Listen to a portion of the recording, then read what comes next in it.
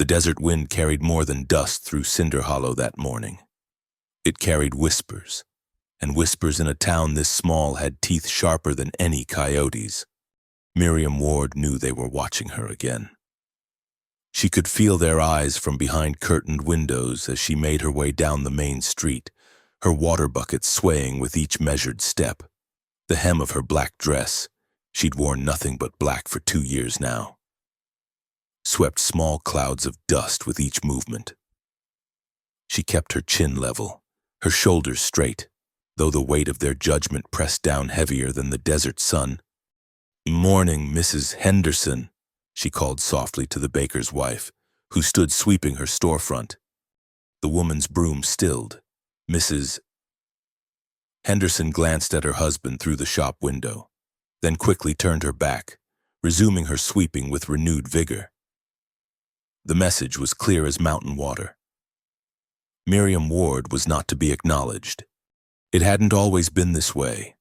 Once, she'd been welcomed at quilting circles, invited to church socials, greeted with warm smiles at the general store. That was before Thomas died, before the rumors started, before the town decided she was cursed. Miriam adjusted her grip on the buckets and continued toward the town well. The morning crowd parted before her like she carried plague instead of empty pails. Mothers pulled their children closer. Men found sudden interest in their boot tips. Even the dogs seemed to know better than to approach. At the well, she found Samuel Briggs drawing water for his horses. The old hostler had been kind to her once, back when Thomas was alive. Now his weathered face went rigid at her approach. "I'll just be a moment," she said quietly, setting down her buckets.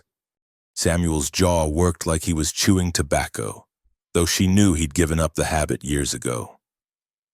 "Wells for townsfolk," he muttered, not meeting her eyes. "I am townsfolk, Mr. Briggs. I pay my taxes same as anyone." "That ain't what I mean, and you know it." He hauled up his bucket, water sloshing over the rim in his haste. "Council met last week, decided the town wells for decent folk, God-fearing folk." The words landed like a slap, though Miriam had learned to absorb such blows without flinching. She'd heard about the council meeting, of course, in a town where her presence at the general store could empty it in minutes. She'd become adept at gathering information from the edges of conversations, from words that drifted through thin walls and across empty lots. "I see," she said simply. "And where would the council suggest I draw water?" Samuel gestured vaguely east with his chin. "Creek's that way, 3 miles out, past the Watson place. 3 miles, each way. In the desert heat, carrying full buckets back. It was meant to be a hardship, another push toward the town's unspoken wish, that she would simply leave. That's Apache territory," she said. "A council figured you'd be safe enough." His tone suggested the council might not mind terribly if she wasn't. "What with your reputation and all?" Her reputation, as if she'd asked to become a widow, as if she'd carved the fever into Thomas's lungs herself, or guided death's hand to their door on that cold February night. "Thank you for letting me know," Miriam said, proud that her voice remained steady. She picked up her empty buckets and turned away from the well, away from the water she'd planned her whole morning around. "Mrs. Ward," Samuel called after her, and for a moment she thought she heard something like regret in his voice. But when she looked back, his face was hard as adobe brick. "Best you make other arrangements permanent like. Council's patience ain't infinite." She nodded once and walked away, her buckets light as air and heavy as stones. The walk back to her cabin at the town's edge felt longer than usual. She passed the church where she'd married Thomas 6 years ago, young and foolish and certain that love could overcome anything. Pastor Mills stood on the steps, speaking with 2 of the town elders. He saw her coming and turned his back. but not before she caught the fear in his eyes. They all had that look now, fear mixed with fascination, like she was a rattlesnake coiled in their midst. Her cabin sat alone on a small rise, separated from the nearest neighbor by a quarter-mile of scrub and stone. Thomas had built it with his own hands, promising her they'd fill it with children and laughter. Now it stood like a monument to broken promises, its windows dark, its walls settling into the earth a little more each year. Inside, she set down the empty buckets and allowed herself exactly 1 minute to lean against the door, eyes closed, fighting the urge to scream or weep or both. Then she straightened, smoothed her skirts, and went to check her water stores. 2 days' worth, if she was careful, maybe 3. She'd have to make the journey to the creek tomorrow. Through her window, she could see the town below bustling with its daily business.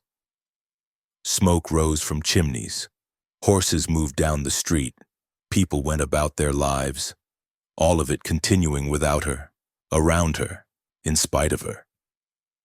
She was like a stone in a stream, the current of normal life flowing past while she remained fixed, unchanging, gradually worn smooth by isolation. The first whispers had started the day after Thomas's funeral. How strange, they'd said, that such a strong young man should take fever so sudden. How peculiar that Doc Morrison couldn't say what kind of fever it was. How odd that Miriam herself had barely a sniffle, despite nursing him through those final terrible days. Then Martha Goodwin remembered her cousin over in Tucson, who'd heard of a woman in Silver City whose husband had died just as mysterious. The woman had remarried, and wouldn't you know, that second husband took sick within a year. By the time spring came, the story had grown. Miriam's mother had been touched, hadn't she? Strange in the head, talked to herself, died young, bad blood. People said, unnatural blood, the kind that drew death like honey drew flies. When Henry Watson's boy proposed to court her that summer, a kind gesture from a lonely young man who'd noticed her plight, his mother had near beaten him with her rolling pin. The boy left town within a week, sent to relatives back east, for his own safety. Everyone agreed. Now, 2 years on, she'd become something between a witch and a warning. Mothers used her name to frighten daughters away from unseemly behavior. Men crossed streets to avoid passing too close. Even the preacher couldn't meet her eyes when she'd tried to attend services, stumbling over his sermon until she'd quietly left and never returned.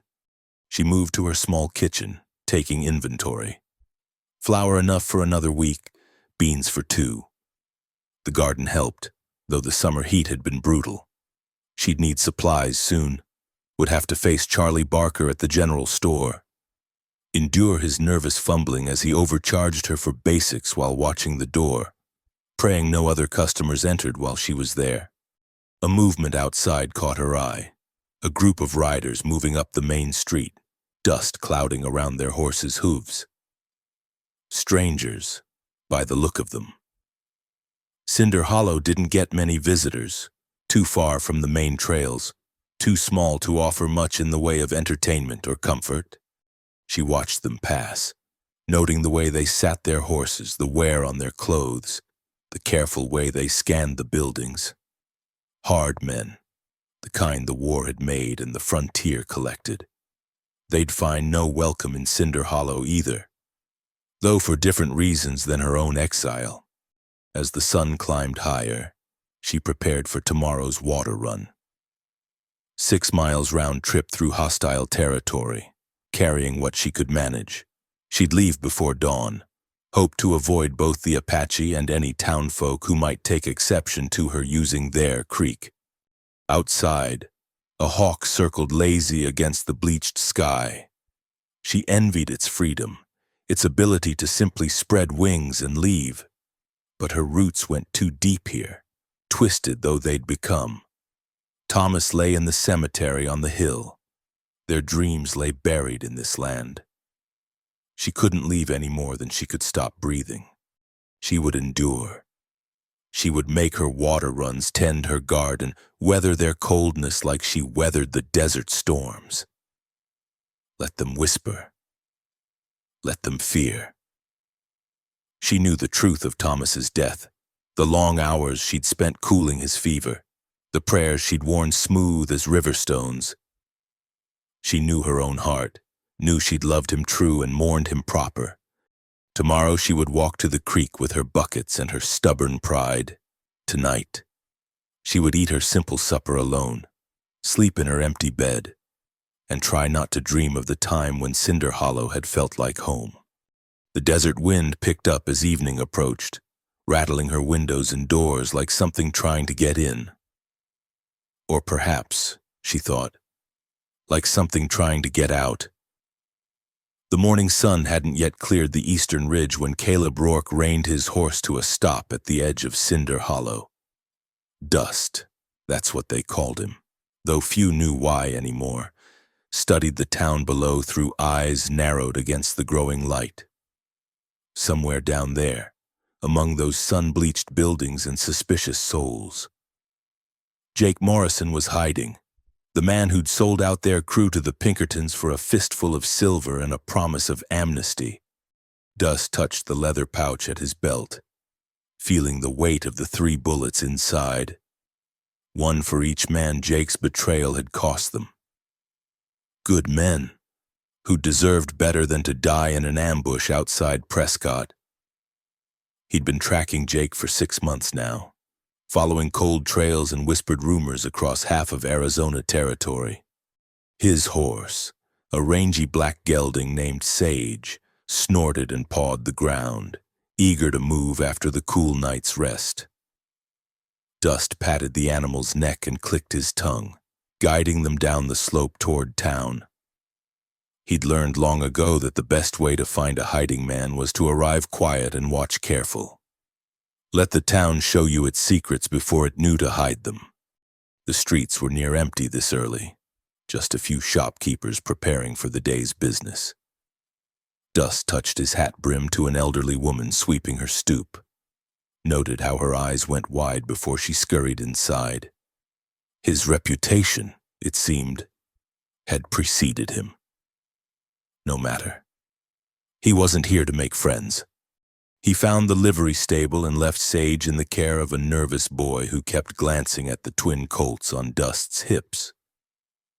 The sheriff's office was locked tight, a layer of dust on the doorstep suggesting the lawman wasn't an early riser. Just as well. Dust preferred to work without interference from local law, especially the kind that might be in Jake Morrison's pocket. The saloon wouldn't open for hours yet, so Dust wandered the main street, memorizing the layout, noting escape routes and defensive positions out of old habit. The town had a hollow feel to it, like something essential had been scooped out and left empty. Places died slow in the desert, he knew. This one was well along in the process. He was studying the general store's window display when movement near the edge of town caught his eye. A woman in black, walking with the particular gait of someone carrying water buckets. But she was heading away from town, not toward it, and her buckets swung empty at her sides. Curious, Dust followed at a distance. In his experience, people who moved with purpose at dawn usually had interesting reasons. The woman, young, he realized, though her morning dress and careful posture had initially suggested otherwise, walked east along a faint trail. She moved like someone who knew the desert, her steps sure despite the uneven ground. When she paused to adjust her grip on the buckets, he saw her face in profile, sharp cheekbones, determined jaw, a kind of fierce beauty that the harsh land sometimes carved into those who survived it. 3 miles out, she reached a creek that wound between stands of cottonwood and mesquite. Dust held back, watching from behind a cluster of rocks as she knelt at the water's edge. She didn't fill her buckets immediately. Instead, She sat back on her heels, closed her eyes, and seemed to gather herself like a soldier before battle. When she finally began drawing water, he noticed how she kept glancing around, her movements quick and efficient. This wasn't a pleasant morning ritual. This was necessity edged with fear. A twig snapped behind him. Dust spun, hand dropping to his colt, but it was just a jackrabbit bolting through the brush. When he turned back, the woman was staring directly at his hiding spot, one hand at her throat. Nothing for it now. He stood slowly, hands visible and away from his weapons. "Morning, ma'am. Didn't mean to startle you." She rose just as slowly, water bucket in one hand like she might use it as a weapon if needed. "You're following me?" Not a question. He appreciated directness in anyone, especially a woman alone in Apache territory who didn't scream or run at the sight of an armed stranger. "Was headed to the creek myself," he said, which was only half a lie. "Saw you walking and figured you'd know the best spot." Her dark eyes studied him with an intelligence that made him wonder what she saw. A dusty drifter with trail-worn clothes and weapons that had seen use?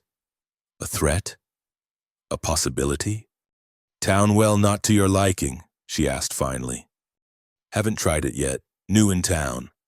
Something flickered across her face. Amusement. Maybe. Or bitter understanding. "Then you'd best fill your canteens there. This creek's for those who aren't welcome at the well." She turned back to her task, dismissing him. But Dust had spent years reading people like books, and this one had chapters worth exploring. He moved to the creek's edge, far enough away to be respectful but close enough for conversation. "Name's Caleb Rourke," he said, pulling out his canteen.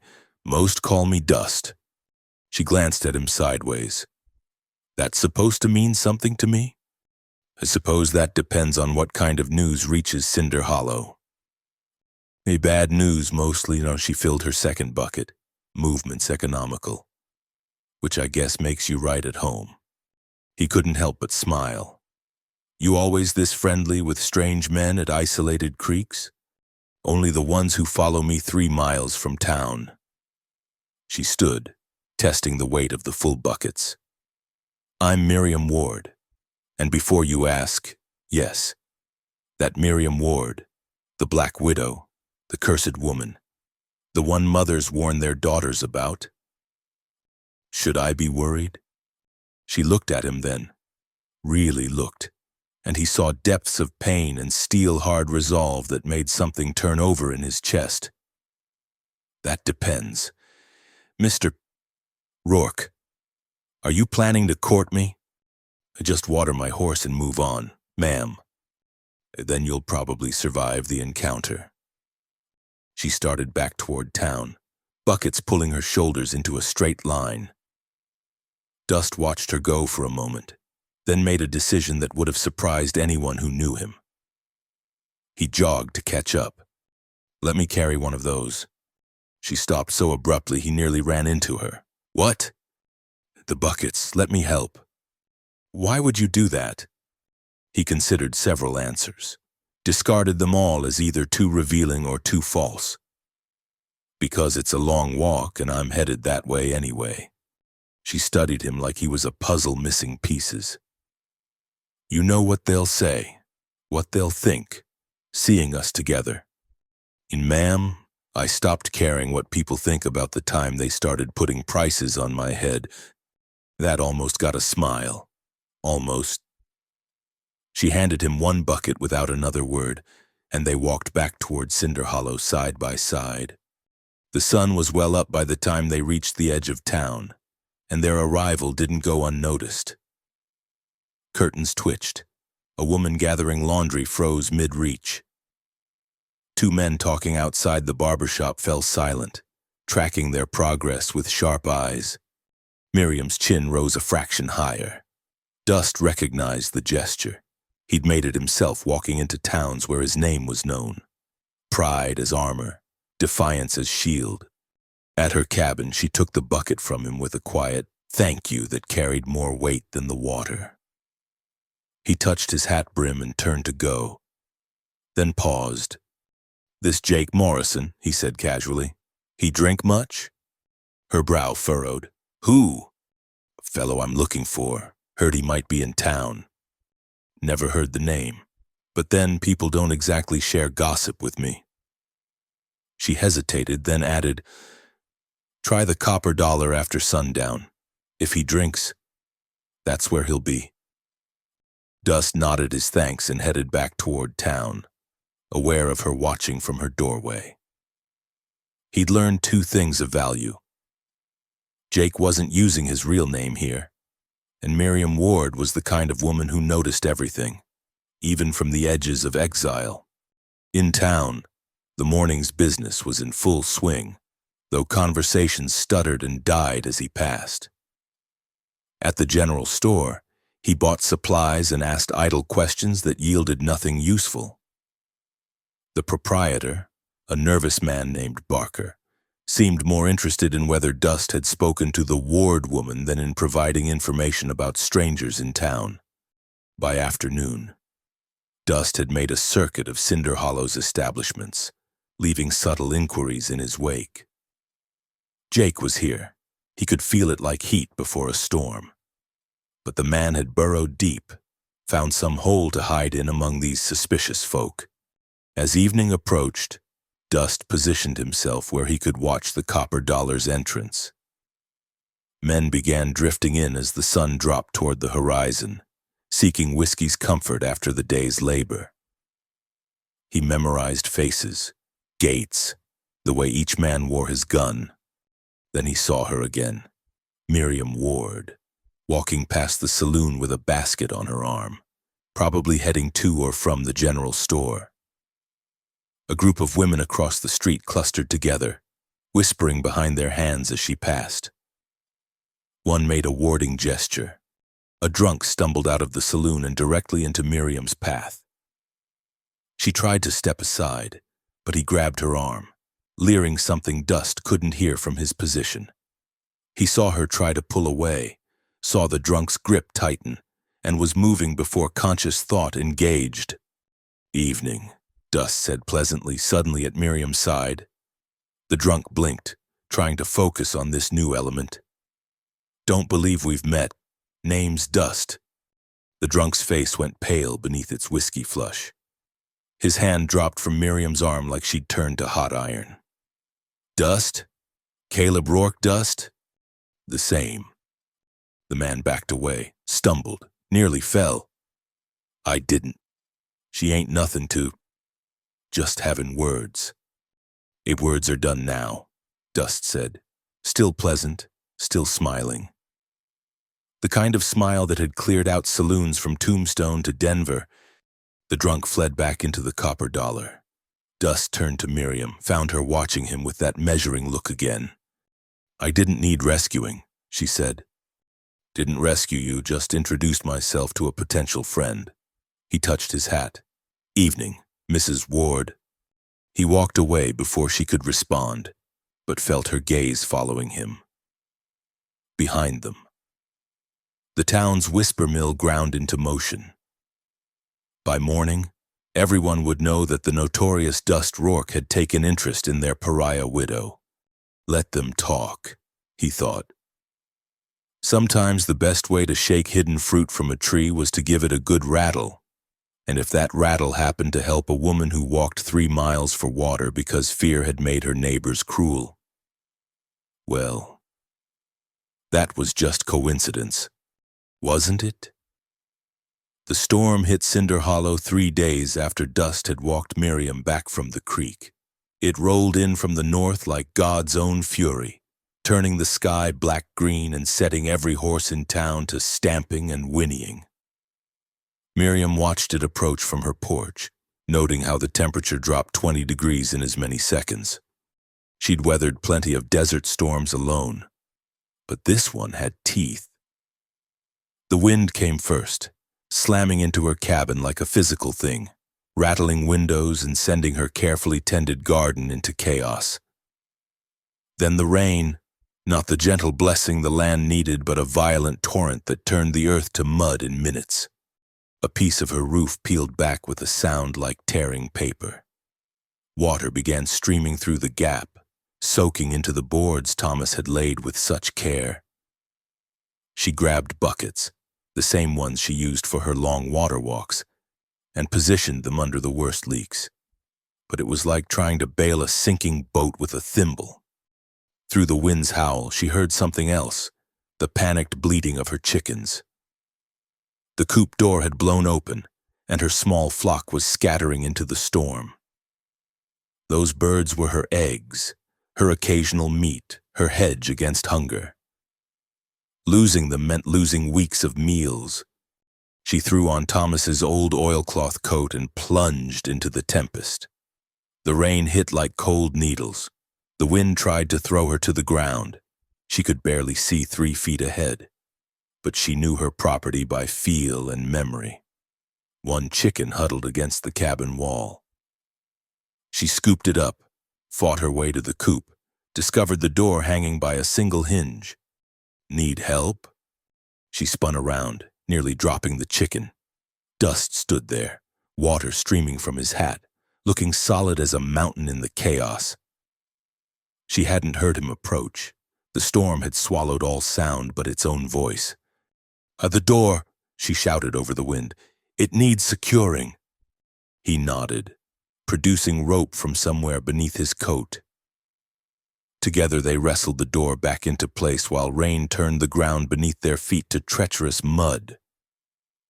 Dust lashed the door tight with quick, efficient knots while Miriam retrieved another chicken from beneath the water trough.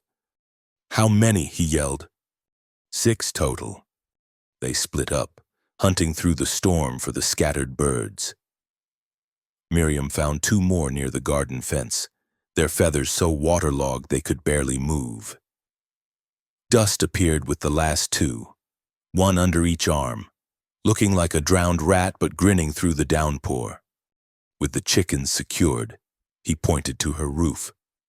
A larger section was threatening to tear loose, wood groaning against the wind's assault. Without waiting for permission, he climbed up, using her rain barrel and window ledge as footholds. Miriam watched from below, heart in her throat, as he fought to secure the loose boards in conditions that would have sent most men tumbling.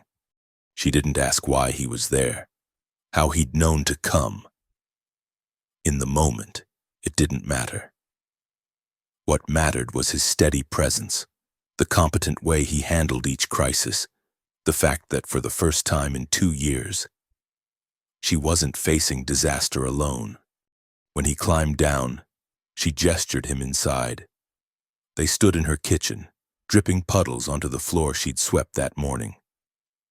The storm still raged, but the roof held, the chickens were safe, and the walls around them felt suddenly more solid. "Thank you," she said simply. He pulled off his hat, ran a hand through wet hair. "Saw the storm coming, figured you might need a hand. And you just happened to be passing by my cabin in the middle of a tempest?" A shrug. "Been camping just past that rise, keeping an eye on things." "On me, you mean?" "On the town. You just happened to be the most interesting part of it."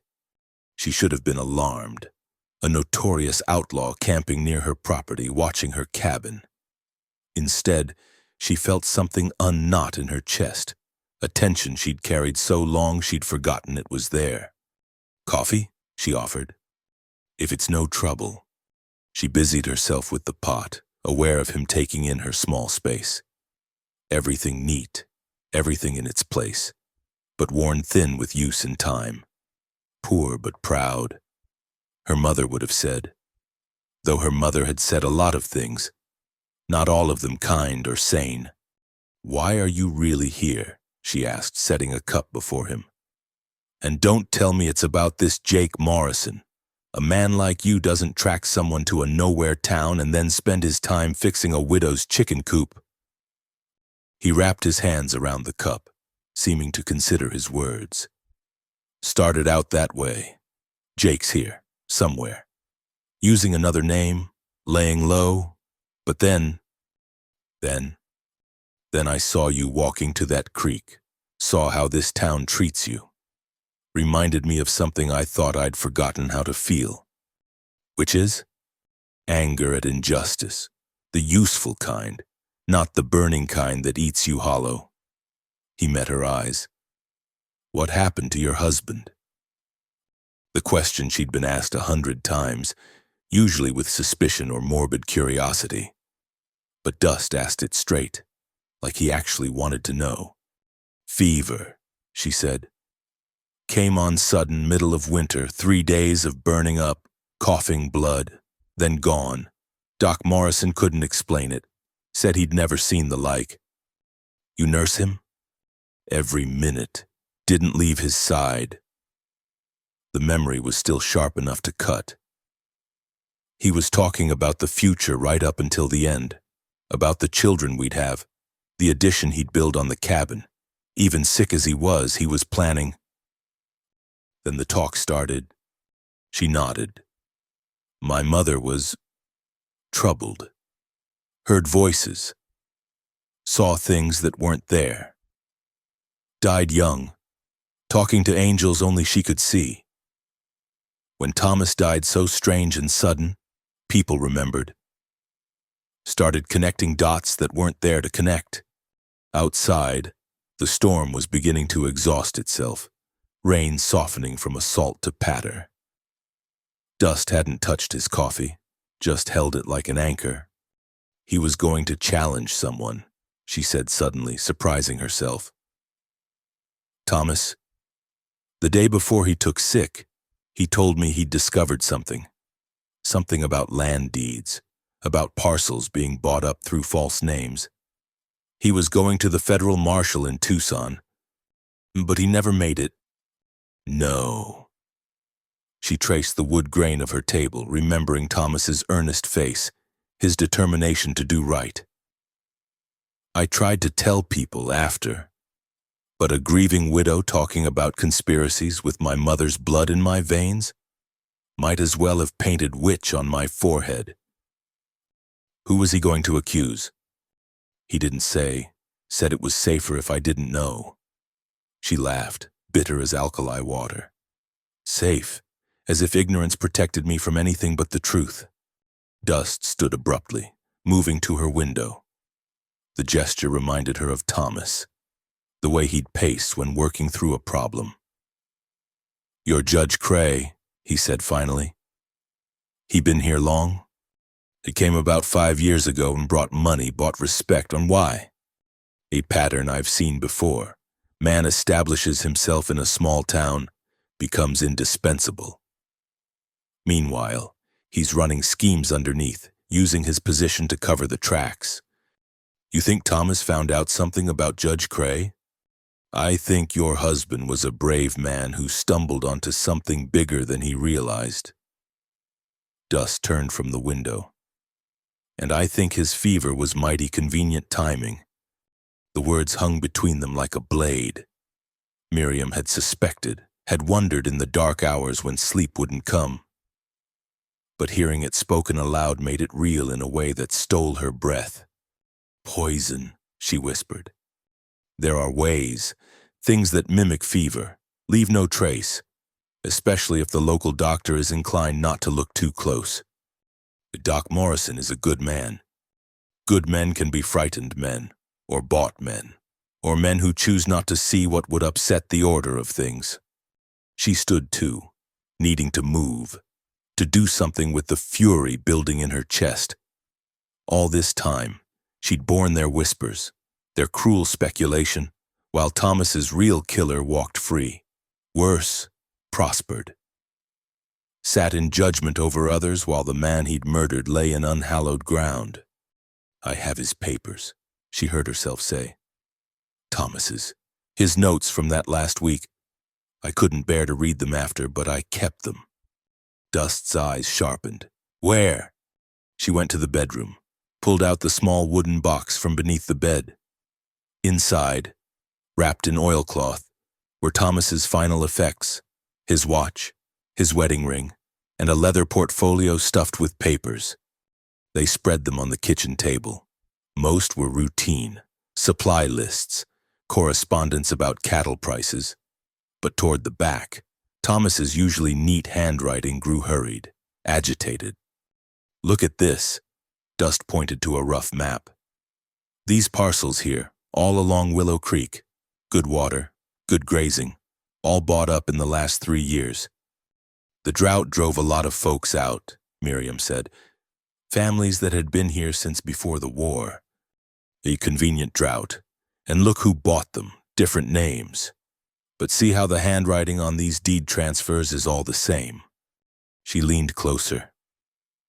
Close enough to catch the scent of leather and rain that clung to him. He was right. The signatures were different. But the hand that wrote them was identical. "Thomas figured it out," she breathed.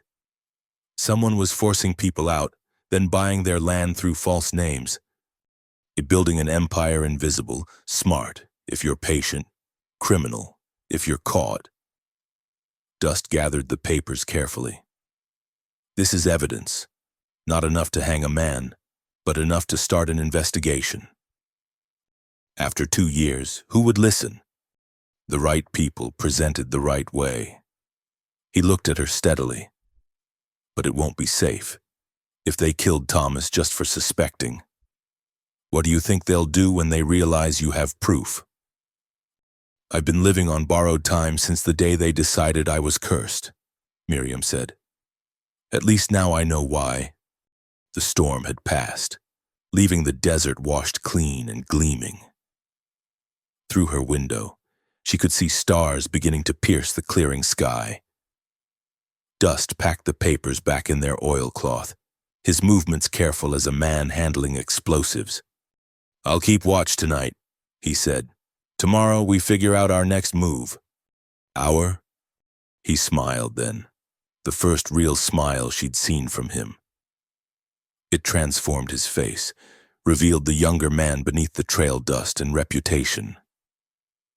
"You didn't think I'd let you face this alone?" Something fluttered in her chest, fragile as a new-hatched bird. Not love. She wasn't fool enough to name it that. But perhaps hope. Perhaps the possibility that her long exile was ending, one way or another. "I don't even know why you're helping me," she said. "Maybe because I've been the one everyone whispered about. Maybe because I know what it's like to have the truth buried under lies." He put his hat back on, touched the brim in that gesture she was beginning to recognize.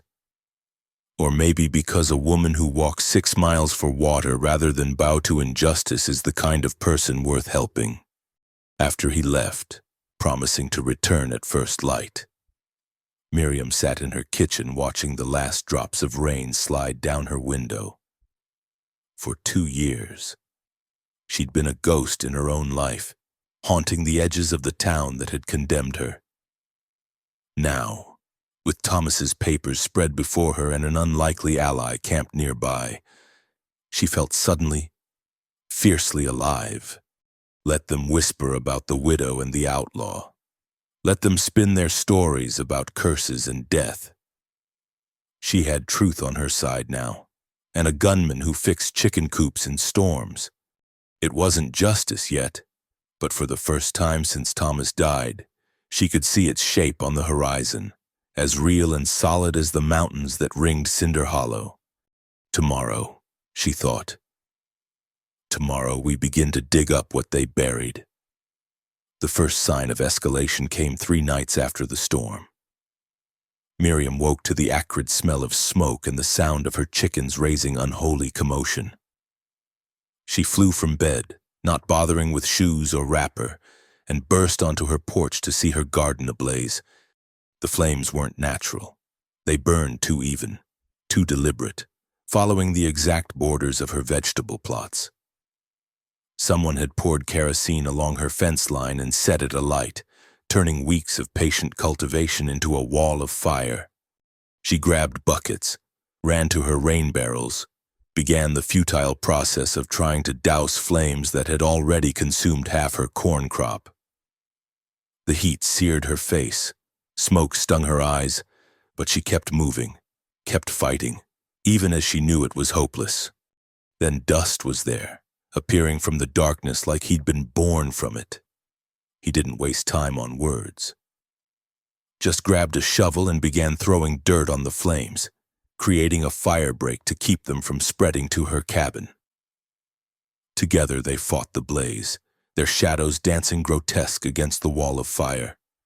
By the time they'd beaten it down to smoldering embers, dawn was breaking. Miriam stood among the ruins of her garden, nightgown soot-stained and singed, watching smoke rise from what had been her primary food source. "Message received," Dust said grimly, leaning on his shovel. She nodded, throat too raw from smoke for words. The garden had been more than food. It had been her independence, her refusal to be driven out by their cruelty. Now it was ash and char, and the message was indeed clear. "Cease your inquiries or burn with your vegetables." "Pack what you need," Dust said. "You're not staying here tonight."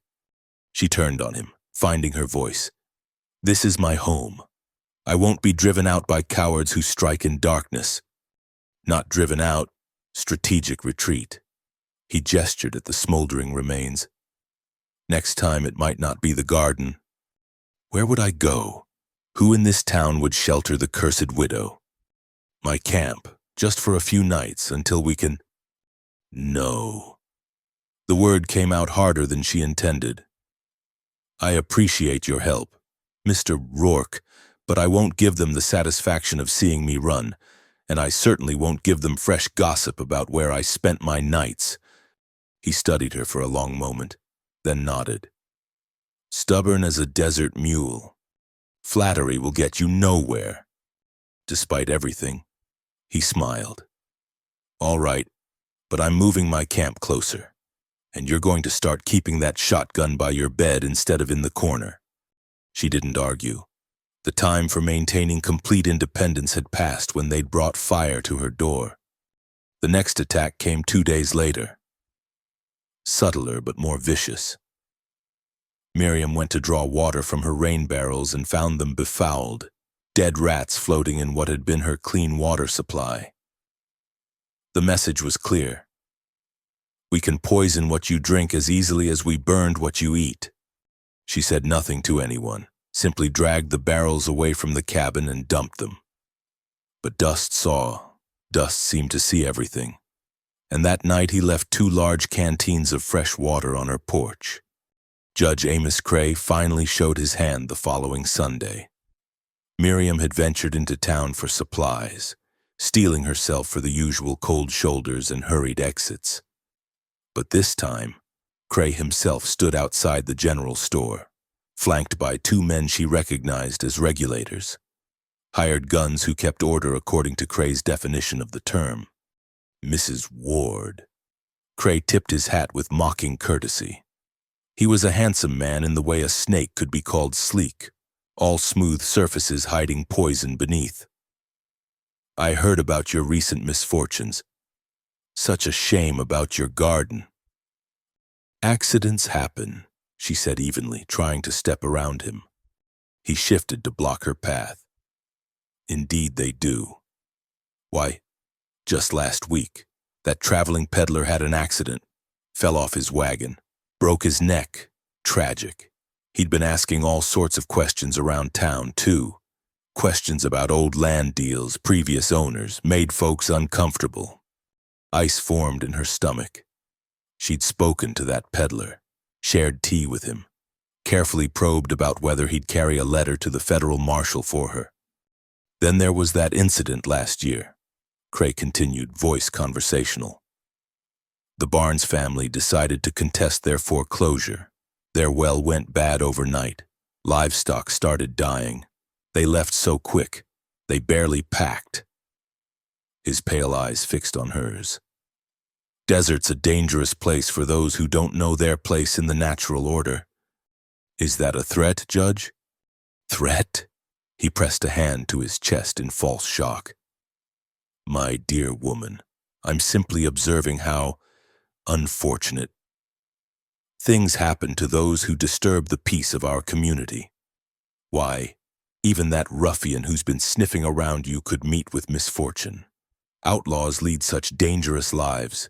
Bullets find them in the strangest places. One of his regulators smiled, hand resting casual on his pistol.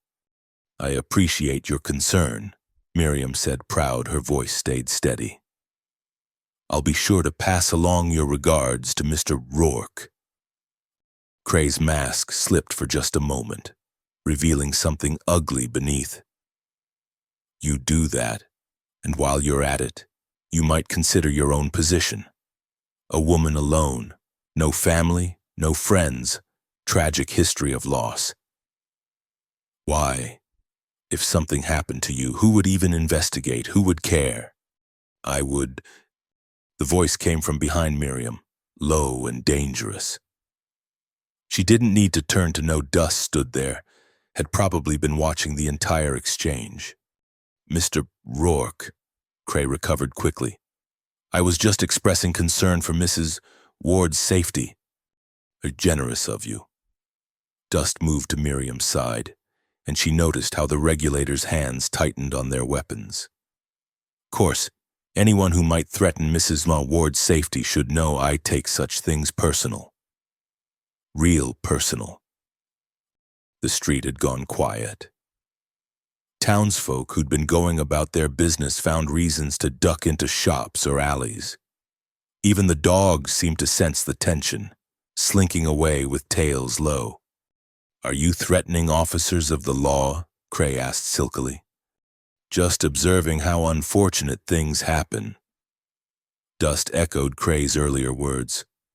Why, just last month in Amarillo, a corrupt judge got too ambitious. Federal marshals found him hanging from his own courthouse. Suicide, they said, though nobody could explain how he'd managed to shoot himself in the back first. The regulators shifted uneasily. Dust's reputation, Miriam realized, carried more weight than any gun. I think we understand each other, Cray said finally. Good day, Mrs. Ward, Mr. Rourke. They watched him stride away, regulators trailing like obedient hounds. Pack your things, Dust said quietly. This has moved past warnings. This time, Miriam didn't argue. That night, she sat in her cabin sorting through possessions accumulated over 6 years of marriage and 2 years of widowhood. What did one pack when leaving a life behind? Thomas's papers, certainly. Her mother's Bible. The photograph from their wedding day. A change of clothes. The rest, furniture they'd chosen together, curtains she'd sewn, dishes they'd shared meals on, would have to stay. A soft knock interrupted her packing. She opened the door to find Dr. Morrison on her porch, medical bag in hand, looking like he'd aged a decade in the past week. Mrs. Ward, he said, glancing nervously over his shoulder. No, may I come in? She let him enter, noting how his hands shook as he set down his bag. I need to tell you something, he began, then stopped, running fingers through thinning hair. About Thomas.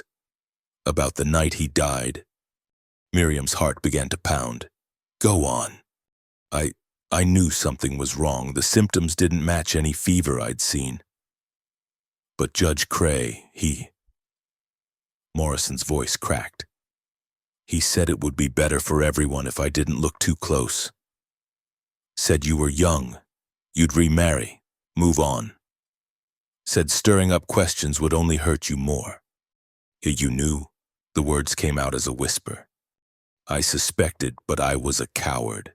I told myself I was protecting you, but really... He met her eyes, his own swimming with tears. I was protecting myself, my practice, my comfortable life.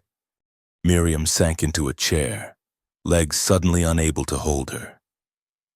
2 years of bearing their whispers, their accusations, while the doctor who could have cleared her name stayed silent. There's more, Morrison continued miserably. The judge has been bringing in medicine from back east. Unusual orders. Things that could cause the symptoms Thomas showed. I've been keeping records, hiding them. I thought maybe someday. Someday when? When I found my courage. He pulled a leather journal from his bag, hands it to her with reverence. It's all here. Every suspicious order, every unexplained death that followed. Not just Thomas. There have been others. The Hendricks family, the Clearys, that Mexican silver prospector who asked too many questions. Miriam opened the journal, saw pages of meticulous notes in the doctor's cramped handwriting. Names, dates, symptoms, circumstances. A catalog of murder disguised as misfortune. Why now? She asked. Why tell me now? Because I saw what they did to your garden. Because I heard Cray's men joking about what comes next. Because he stood, older and smaller than she'd ever seen him. Because I'm dying myself, growth in my belly, eating me from inside. Few months left at most, figured I'd rather die with a clean conscience than live with a rotten one. After he left, Miriam sat with the journal in her lap, evidence that could hang half the powerful men in Cinder Hollow. Outside, she could hear Dust making his rounds, checking approaches to her cabin, protecting her, as he'd promised. A sound made her look up. Through her window, she saw orange glow on the horizon. Not sunrise, wrong direction. Fire, big one, coming from the direction of Doc Morrison's house, she breathed. She ran outside, Dust already moving toward her. Doc's place is burning, he said grimly. Whole thing's ablaze. They could hear the bell now, calling the town to form a bucket brigade. But Miriam knew, with cold certainty, that they'd be too late. The fire would consume the good doctor's home, his office, all his medical records. Everything except the journal she held clutched to her chest. He's probably dead, she said numbly. They killed him for talking to me. Maybe, maybe not. Dust's jaw was set hard. Either way, this changes things and they're not playing anymore. Time to take this to the federal level. How? The peddler's dead. Doc's probably dead. When who's going to carry word out? You? They'll be watching for that. Me? I wouldn't make it 5 miles. Dust was quiet for a moment, watching the glow paint the desert orange. There's another way. Man I've been hunting, Jake Morrison. He's been hiding here under Cray's protection. If I could find him, turn him. You think he'd testify? Jake's a survivor. If he thought the ship was sinking, he'd sell his own mother for a lifeboat. Dust turned to her. But first, we need to get you somewhere safe. This cabin's a target now.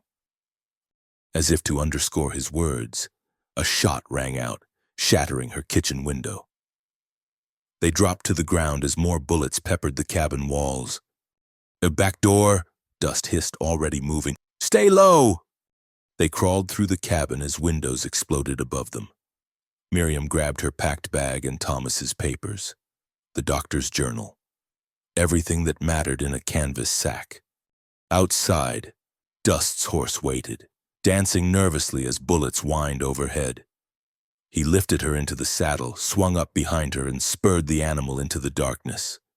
Behind them, muzzle flashes lit the night like angry fireflies.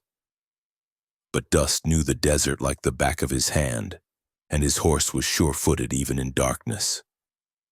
Soon the shots faded, replaced by the thunder of hooves on hard-packed earth.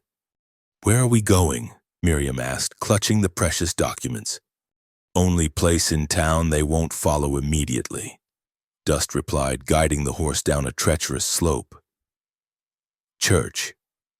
The church stood silent in the darkness, its whitewashed walls ghostly in the moonlight.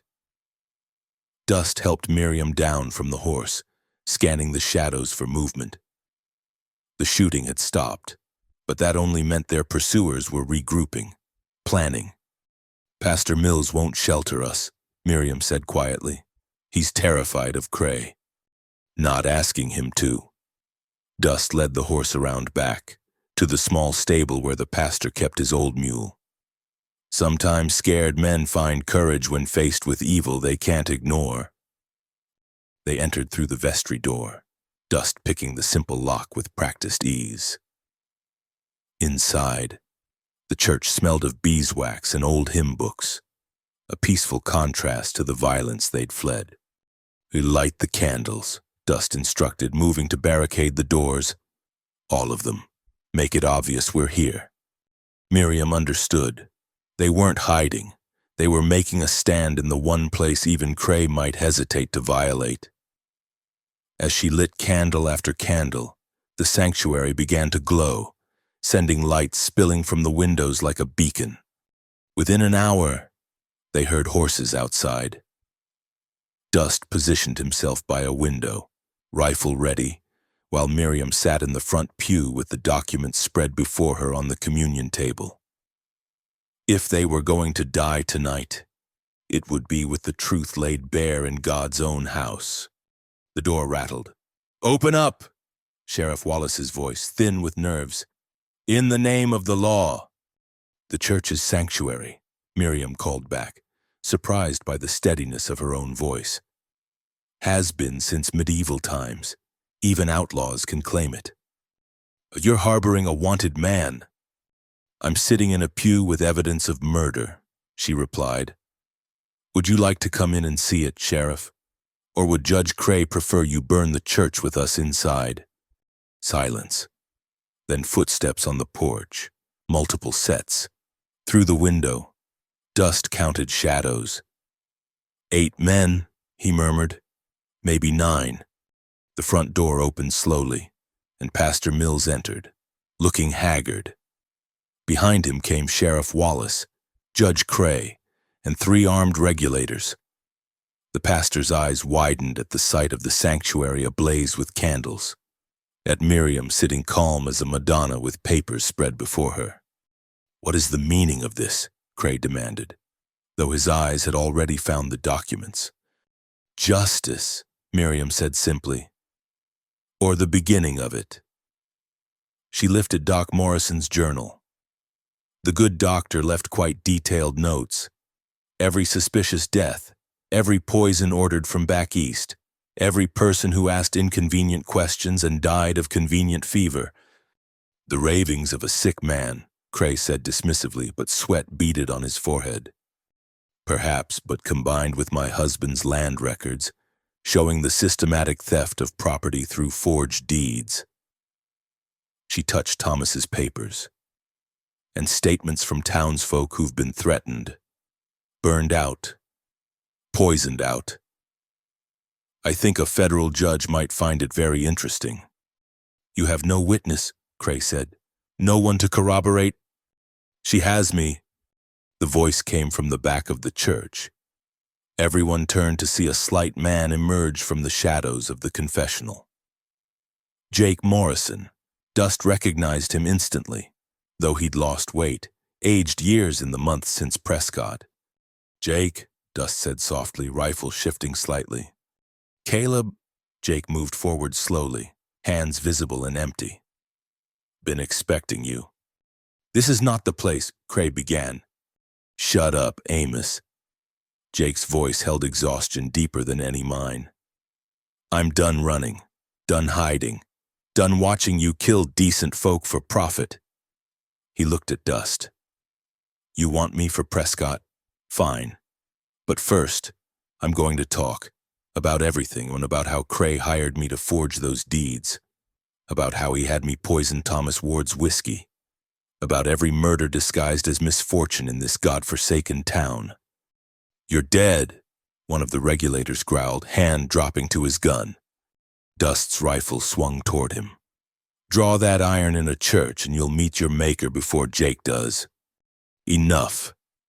Pastor Mills stepped forward, finding strength somewhere in his thin frame. "This is a house of God. There will be no violence here." He looked at each man in turn, finally settling on Cray. "I've been silent too long, watched evil flourish while I preached about righteousness every Sunday. No more." "Pastor," Cray's voice held warning, "think carefully. I have thought, prayed, wrestled with my conscience until it nearly broke me. Mills moved to stand beside Miriam. I'll testify to what I've seen, what I've been forced to ignore, what we've all ignored while innocent people suffered. The silence stretched taut as piano wire. Then, from outside, came the sound of more horses, many horses. Cray smiled coldly. Reinforcements, Mrs. Ward, you've played your hand, but I hold more cards. The church doors burst open, but instead of more regulators, a woman entered, Mrs. Henderson from the bakery, followed by her husband. Then came the blacksmith, Jonas Cooper, his hammer hanging from his belt like a weapon. Old Samuel Briggs from the livery, the school teacher, Miss Patterson. More and more townsfolk, filing in silent and grim-faced. "What is this?" Craig demanded. Mrs. Henderson spoke first, voice trembling but determined. "We've come to bear witness, to speak truth." She looked at Miriam with tears in her eyes. "I'm sorry, we all are. We let fear make us cruel, let suspicion make us blind, but no more. My brother died of that fever," Jonas Cooper said, stepping forward. "Same symptoms as Thomas Ward, same sudden onset after he questioned why his loan was called in early. The Clearys were my cousins," Miss Patterson added. "They didn't want to sell. Then their well went bad, their crops failed, their youngest took sick. All in the span of a month. One by one, they spoke. Stories of intimidation, mysterious illness, convenient accidents. The evidence Miriam had gathered was just the skeleton. Now the townspeople were adding flesh, creating a body of testimony that no amount of legal maneuvering could dismiss. Cray's face had gone from red to white. His regulators looked uncertain, calculating whether their pay was worth standing against an angry town. "This proves nothing," Cray said, but his voice had lost its power. "Hearsay and coincidence. And documents," Miriam interrupted, holding up a paper none of them had seen yet. "From your own safe, Judge, retrieved by someone who believed in justice more than profit." Cray's eyes widened. "How?" "Your clerk, Nathaniel Price." Jake Morrison smiled grimly. "Young man with a conscience. Been copying documents for weeks, passing them to me. Thought I was going to use them for blackmail. But really," he shrugged, "even a rat can get tired of the sewer." "Where is Price?" Sheriff Wallace asked, speaking for the first time in minutes. "Safe," Dust said, "and along with 2 more witnesses who've agreed to testify. They're already on their way to Tucson with federal marshals. Left this afternoon, in fact." It was a lie, but Cray couldn't know that. The judge's mask finally cracked completely, revealing the cornered animal beneath. "You're all fools," he snarled. "You think this ends with me? You think the men I work for will let this stand? This town will burn. Every last one of you will—" "I Judge Amos Cray," a new voice interrupted from the doorway. "You're under arrest for conspiracy, murder, and land fraud." 2 men in dark suits entered, badges glinting in the candlelight. Federal marshals, weathered and competent looking. Behind them, looking ashamed but resolute, stood Dr. Morrison, alive, if singed around the edges. "A doc," Miriam breathed. "It got out through the back when the fire started," he explained. "Rode hard for Tucson. Found these gentlemen already on their way. Seems someone sent a telegram 3 days ago, suggesting they might want to investigate certain irregularities in Cinder Hollow." Dust permitted himself a small smile. His telegram, sent the day after he'd seen Thomas Ward's land records, insurance, in case things went bad. "This is all based on the testimony of criminals and hysterical women," Cray protested as the marshals moved toward him. "I demand—" "You'll demand nothing," the senior marshal cut him off. "We've been investigating you for months. Judge, This just gave us what we needed to move." He nodded to his partner, who produced shackles. "Judge Amos Cray, you're under arrest." The regulators made no move to interfere as their employer was chained. Without Cray's money and protection, they were just hired guns in a town full of angry citizens. One by one, they holstered their weapons and backed toward the door. "Not so fast," the marshal said. "Sheriff Wallace, you'll be coming too, and we'll need the names of everyone involved in this conspiracy." As the arrests proceeded, Miriam felt something ease in her chest. Not joy. Too much had been lost for that. But relief, and perhaps the beginning of peace. A hand touched her shoulder. Mrs. Henderson stood there, tears streaming down her weathered face. "Can you forgive us? Can you ever forgive us for what we put you through?" Miriam looked around the church, at faces that had shunned her for 2 years. Some met her gaze with shame, others with hope. These people had failed her when she needed them most, had let their fear and superstition override their compassion. But they were here now, speaking truth at last, and she was tired, so tired of carrying anger along with grief. "We all have things to atone for," she said finally. "Let's start by rebuilding what's been broken." The church began to empty as the marshals led their prisoners away.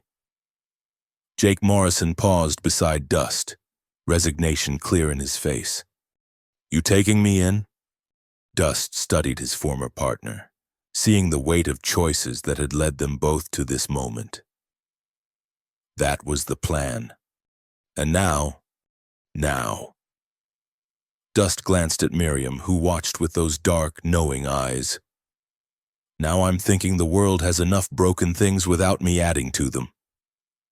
"You testified, made things right as much as you could. That doesn't erase Prescott." "No, but maybe it balances the scales some." Dust stepped aside, clearing the path to the door. "Get out of Arizona. Jake, start over somewhere they've never heard your name. And if I ever hear of you going back to the old ways, you won't." Jake moved toward the door, paused. "For what it's worth, I'm sorry about the boys, about everything." Then he was gone, disappearing into the night like the ghost he'd been trying to become. The church was nearly empty now, just Miriam, Dust, and Pastor Mills, who stood looking at his sanctuary as if seeing it for the first time. "I'll need to prepare a special sermon for Sunday," the pastor said quietly, "about truth and courage and the cost of silence." He looked at Miriam. "Will you come? Take your old pew?" "Perhaps," she said, "if the invitation is genuine." "It is, as is my apology." He bowed slightly and retreated to his vestry, leaving them alone among the blazing candles. Dust found her hand, enveloped it in his calloused one. "It's over. I part of it," she agreed. "Cray will hang, most likely. The town will have to reckon with what they've done, what they've allowed, and you'll rebuild your garden, your life, with help, if you'll accept it." She looked at him then, this outlaw who'd appeared in her life like an answer to prayers she hadn't known she was praying. "You're staying? And someone needs to keep the peace while they find a new sheriff. Someone needs to make sure Cray's associates don't try for revenge." He squeezed her hand gently. "Someone needs to help a stubborn woman replant her garden." "I know you don't need anyone. You've proven that." His thumb traced circles on her palm. "But maybe wanting is different from needing." Outside, dawn was breaking, painting the desert in shades of rose and gold. The long night was ending, and with it, the shadow that had lain over Cinder Hollow for so long. Miriam thought of Thomas, of the justice he'd sought and the price he'd paid. He would have been proud, she thought, to see the town finally standing up to the corruption that had killed him. He would have wanted her to move forward, to find happiness again, Stay, she said simply, and in the growing light of a new day, in a church that had finally remembered its purpose as sanctuary. Dust lifted her hand to his lips and sealed the promise with a kiss as gentle as desert rain. The weeks following Cray's arrest passed in a blur of activity. Federal investigators descended on Cinder Hollow like locusts, combing through records, taking depositions, unraveling years of corruption thread by careful thread. Miriam found herself at the center of it all. The woman whose stubborn refusal to be driven out had brought down an empire built on fear and forged documents.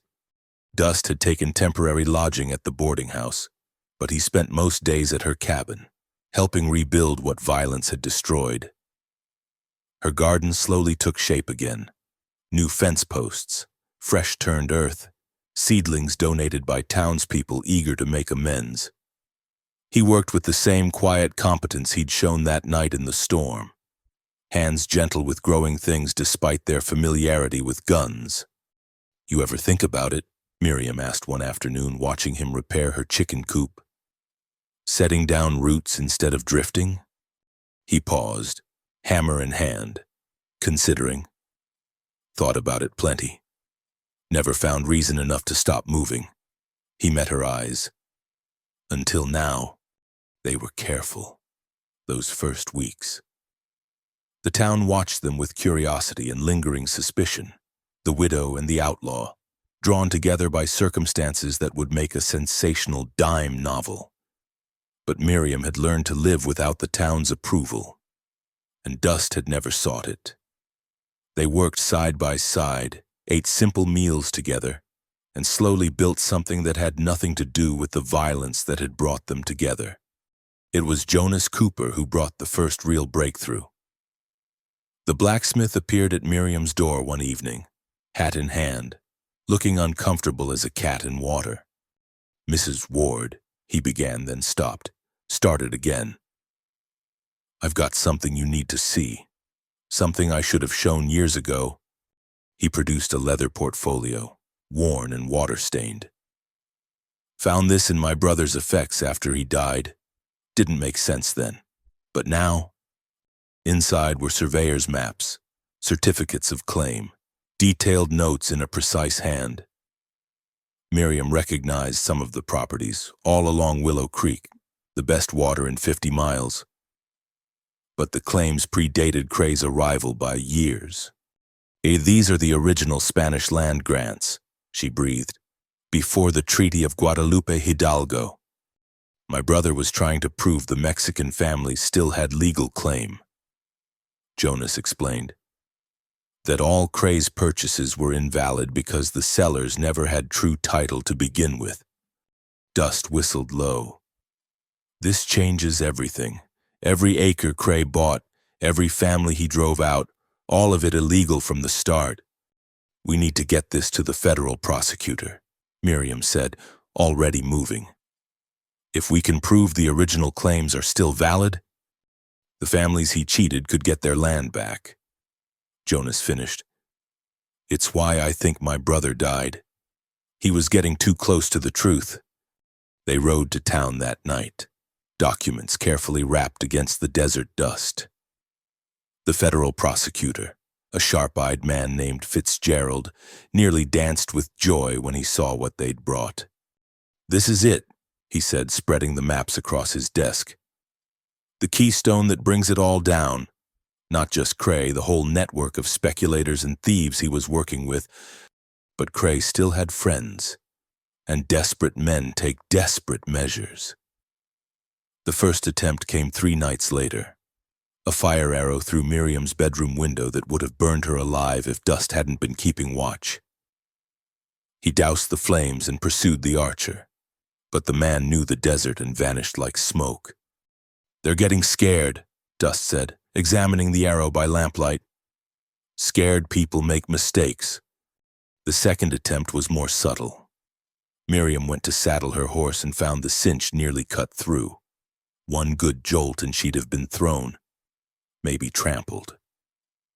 After that, Dust insisted on checking everything, her food, her water, her equipment, with the paranoid thoroughness of a man who'd survived too many ambushes. It was Miss Patterson who brought the next piece of the puzzle. The school teacher arrived one evening with a carpetbag and a determined expression. "I've been going through the school records," she announced without preamble. Birth certificates, death certificates, marriage licenses, all the official documents that pass through the schoolhouse for filing. She pulled out a sheaf of papers. "Look at the signatures." Miriam studied them, frowning. Then she saw it. The same hand that had forged the land deeds had also created false death certificates, fake marriage licenses, imaginary birth records. He was creating people out of whole cloth. Miss Patterson explained. False identities to hold land, to vote in elections, to serve as witnesses in court. Half the town council didn't really exist, just names on paper, all controlled by Cray. "A paper empire," Dust murmured. "Brilliant in its way." "Evil," Miriam corrected. "Thomas found out, didn't he? That's why he had to die." Miss Patterson nodded sadly. "I think so. I found a note in his hand, tucked into the marriage registry. Just one line. The dead vote, but the living suffer." They spent the next week assembling evidence, cross-referencing documents, building a case that would ensure Cray and his associates never saw freedom again. Other townspeople came forward with pieces of the puzzle, a bill of sale here, a threatening letter there, memories of conversations that suddenly made terrible sense. Dr. Morrison proved invaluable, his guilty conscience driving him to exhaustive cooperation. He provided not just his journal of suspicious deaths, but also correspondence with medical suppliers back east, proving Cray had ordered specific poisons months before each convenient demise. "Strychnine for the Clearys," he explained, voice hollow with shame. "Arsenic for Jonas's brother. And for Thomas." He couldn't meet Miriam's eyes. "Something called aqua tofana, tasteless, odorless, mimics fever perfectly. The Italians used it for centuries." Miriam forced herself to listen, to treat Thomas's murder as evidence rather than the wound it remained. But that night, she wept in Dust's arms, finally allowing herself to grieve not just her husband's death but the betrayal that had caused it. "I trusted them," she sobbed. "When Thomas died, I trusted the doctor, the law, the town, and they all knew. They all knew and said nothing." Dust held her, solid and warm and alive. Not all of them knew, and those who suspected were too scared to act. Fear makes cowards of good people. "You weren't scared." "I wasn't part of the town. Easier to see clear when you're standing outside looking in." He stroked her hair, gentle as he was with spooked horses. "And I had nothing to lose. You gave me something to fight for besides revenge, as the federal case built." Strange things began happening in Cinder Hollow. Wells that had gone mysteriously dry began flowing again. Sick cattle recovered overnight. Crops that had failed for 3 seasons suddenly showed signs of life. It was as if the land itself was healing now that the poison had been drawn. One morning, Miriam woke to find her garden gate covered in wildflowers, desert marigolds, purple lupines, scarlet paintbrush. No note, no explanation, just beauty left like an offering. Throughout the day, people stopped by with small gifts, fresh bread, preserved peaches, a young rooster to replace one lost in the fire. "They're trying to make amends," Dust observed, watching from the porch as another neighbor left a basket on the step and hurried away. "I know." Miriam fingered a particularly lovely bloom. "I just don't know if I can accept it yet. Forgiveness is harder than anger. Take your time. Healing doesn't happen on anyone's schedule but its own." The breakthrough they'd been hoping for came from an unexpected source. Nathaniel Price, Cray's former clerk, had been in hiding since the night of the church confrontation. But word of the investigation drew him out, and he arrived at the federal prosecutor's office with a trunk full of documents. Everything, he said simply. Every crime, every payoff, every murder planned and executed, I copied it all. He looked haggard but determined. I thought I was being smart, gathering blackmail material. But really, I think I was waiting for someone brave enough to use it right. The documents were damning. Correspondence with powerful men in Tucson and beyond. Plans to expand the land grab scheme across the territory. Lists of future targets for elimination. Thomas Ward's name was there, marked with a date 2 days before he fell ill. This goes all the way to the territorial governor's office, Fitzgerald breathed. We're going to need more investigators, more prosecutors. This is bigger than just Cray. As summer wore on, Cinder Hollow transformed. Federal money flowed in to compensate victims of the land fraud. Families who'd been driven out began returning, reclaiming their heritage. The Mexican families whose grants Jonas's brother had tried to validate received full restoration of their ancestral lands. Miriam found herself appointed to the Provisional Town Council, tasked with helping rebuild what corruption had destroyed. It was overwhelming at times. The responsibility, the trust being placed in her after years of isolation. But Dust was there, steady as bedrock, offering quiet support and occasional pointed advice. You're good at this, he told her one evening after a particularly contentious council meeting. Natural leader. I never wanted to lead anyone. I just wanted to live in peace. Sometimes the best leaders are the ones who don't seek power. He pulled her close on the porch swing Thomas had built. Besides, someone needs to keep these folks honest. They've proven they can't manage it on their own. The trial date was set for autumn. Cray and 17 co-conspirators would face federal charges ranging from fraud to murder. The prosecutor was confident, with the evidence they'd assembled. Convictions were all but certain. But there were still loose ends, still dangers lurking. 3 of Cray's associates remained at large, and threatening letters arrived regularly at Miriam's cabin. Dust took to sleeping on her porch again, rifle close at hand, watching the desert for signs of trouble. One night, he woke her with a gentle hand on her shoulder. Company coming, he whispered. Stay inside. Through her window, she watched him melt into the shadows. Minutes later, she heard voices, 3 men, arguing in harsh whispers. One wanted to burn her out immediately. Another insisted they wait, make it look like an accident. The third worried about the federal marshals in town. Then Dust's voice, calm as Sunday morning. Evening, gentlemen, little late for a social call. The men spun, reaching for weapons, but Dust already had the drop on them. In the moonlight, his drawn Colts gleamed like promises of death.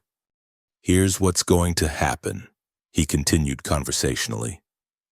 You're going to drop those guns, then you're going to walk to town and turn yourselves into the federal marshals. Tell them everything you know about Cray's operation. You can't shoot all 3 of us, one blustered. No, Dust agreed.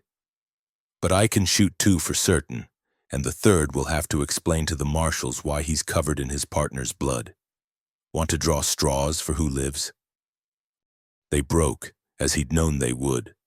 Cowards who struck from shadows rarely had stomach for face-to-face confrontation. Within minutes, they were trudging toward town under Dust's watchful eye, hands high and empty. Getting too old for this, he muttered when he returned, finding Miriam waiting with coffee and her medical kit. You're not hurt? Pride's bruised a little.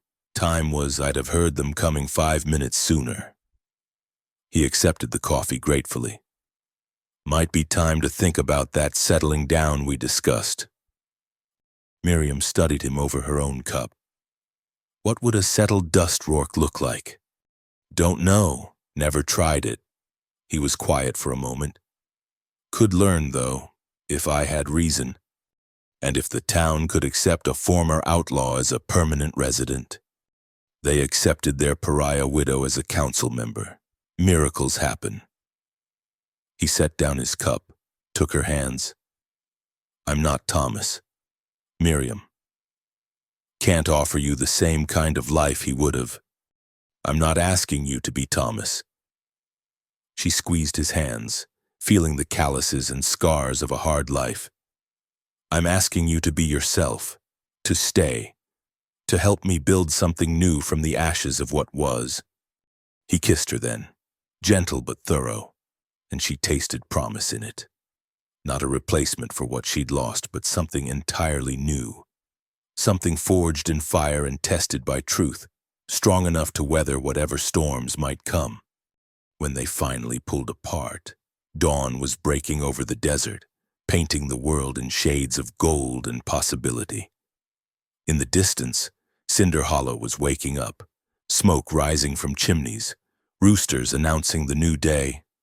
Stay, she said again, and this time it wasn't a question. All right, he answered, and it was that simple, that complicated, that perfect. They sat together on the porch Thomas had built, watching the sun rise over a town learning to heal, and began planning their own careful reconstruction. The trial would come, justice would be served, and life would continue its ancient rhythm of loss and renewal. But for now, in this moment, they had each other and the promise of all the mornings to come. It was enough. It was everything. The federal judge arrived in Cinder Hollow on a Tuesday morning, his entourage of marshals and clerks transforming the small town into something resembling a military encampment. Judge William Thornberry was a man who wore authority like a well-tailored coat, silver-haired, sharp-eyed, with the kind of presence that made guilty men confess before he'd spoken a word. The trial was to be held in the church, the only building large enough to accommodate the crowd. Miriam watched from her window as workers transformed the sanctuary into a courtroom, replacing pews with benches, erecting a platform for the judge's bench where the pulpit usually stood. There was something fitting about it, justice being served in the place where truth had finally been spoken. Nervous? Dust asked, finding her at the window. Terrified, she admitted. What if they don't believe us? What if Cray's lawyers twist everything, make it seem like we're the conspirators? They'll believe. He wrapped his arms around her from behind, solid and reassuring. Truth has a way of ringing clear when it's finally spoken aloud. The night before the trial, Cinder Hollow filled with strangers. Journalists from as far as San Francisco, drawn by the sensational story of corruption in a frontier town. Families who'd been driven from their lands, returning to see justice done. Federal officials, grim-faced and efficient. The boarding house overflowed, and tents sprouted in empty lots like mushrooms after rain. Miriam couldn't sleep. She sat on her porch, wrapped in a shawl against the desert chill, going over her testimony in her mind. Tomorrow she would face Cray again, would speak Thomas's name in the same room as his killer. The thought made her stomach clench. You'll do fine, Pastor Mills said, appearing like a ghost in the darkness. He climbed the porch steps, looking older than his years. May I? She nodded, and he took the chair beside her. They sat in silence for a while, watching stars wheel overhead. I've been thinking about sin, he said finally. Not the obvious kind, the murders, the theft, but the sin of silence, the sin of choosing comfort over righteousness. He turned to her.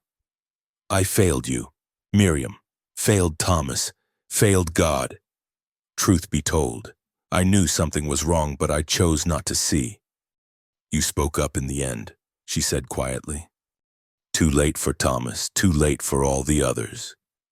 He pulled out a worn Bible, pressed it into her hands. "This was your mother's. I've kept it all these years, meaning to return it. She gave it to me the week before she died. Said it would find its way to you when you needed it most." Miriam opened the cover, saw her mother's spidery handwriting. "For my daughter, may you find strength in truth and comfort in justice."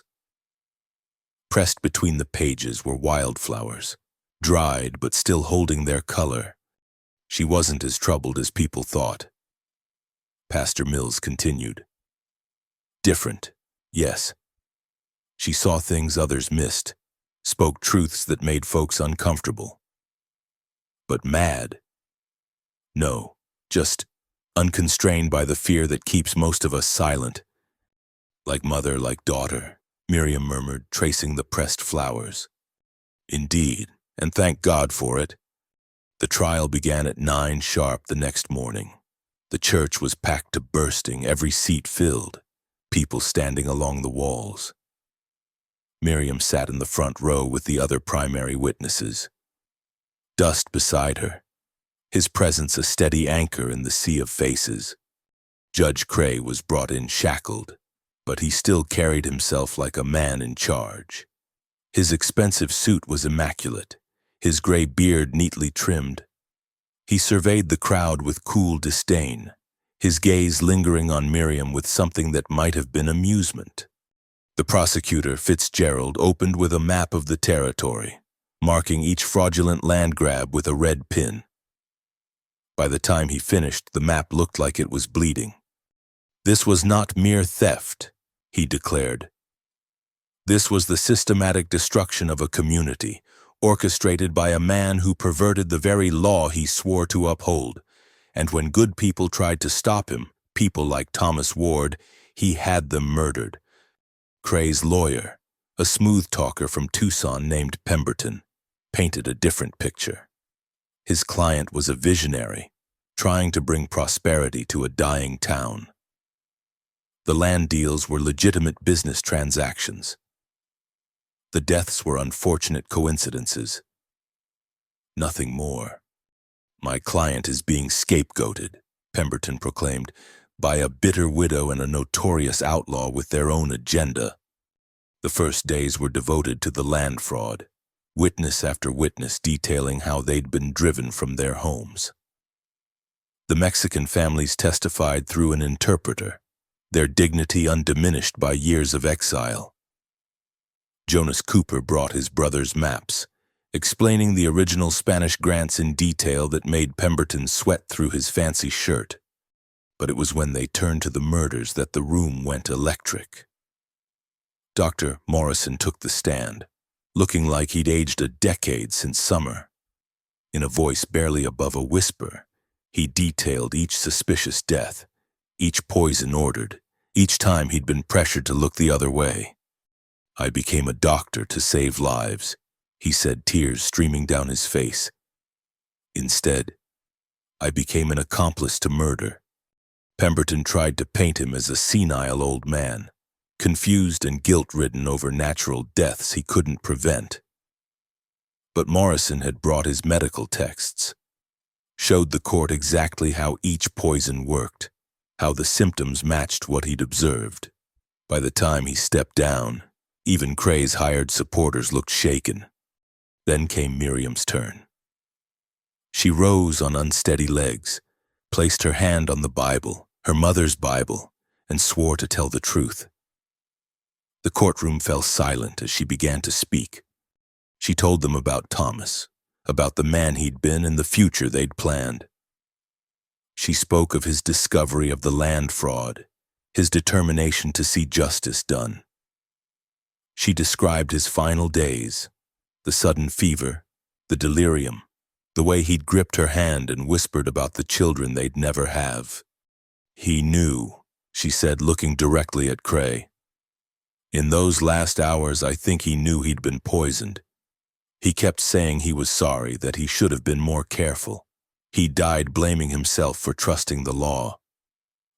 Pemberton rose for cross-examination, smile sharp as a blade. "Mrs. Ward, Is it true your mother was known to have mental difficulties? My mother saw truth where others saw convenience. Miriam replied steadily. If that's madness, then yes, she was mad. And you've never experienced similar episodes, never heard voices or seen things that weren't there? The only voices I hear are those of the dead crying out for justice. The only visions I see are of the families destroyed by greed. How poetic. And tell me, when did you begin your relationship with Mr. Rourke? Dust tensed beside the prosecutor's table. But Miriam kept her composure. If you're suggesting I conspired with Mr. Rourke to frame your client, you're forgetting that the evidence was gathered by half the town. Unless you believe we're all in conspiracy together? Perhaps not conspiracy, Pemberton suggested silkily, but mass hysteria, led by a grieving widow and fed by a notorious killer. Objection, Fitzgerald shot to his feet. Sustained, Judge Thornbury ruled. Mr. Pemberton, confine yourself to facts, not theatrical speculation. The cross-examination continued for hours, Pemberton trying every angle to discredit her testimony. But Miriam had lived with worse than a lawyer's sharp tongue. She'd survived 2 years of isolation, attempts on her life, the murder of her husband. She answered each question with calm precision, never rising to his bait. When Dust took the stand, the atmosphere changed. Men who made their living outside the law recognized one of their own, even cleaned up and testifying for the prosecution. He spoke simply, without embellishment, detailing what he'd observed and discovered. I came to Cinder Hollow hunting Jake Morrison, he said. Found something worse than a backstabbing partner. Found a whole town held hostage by one man's greed.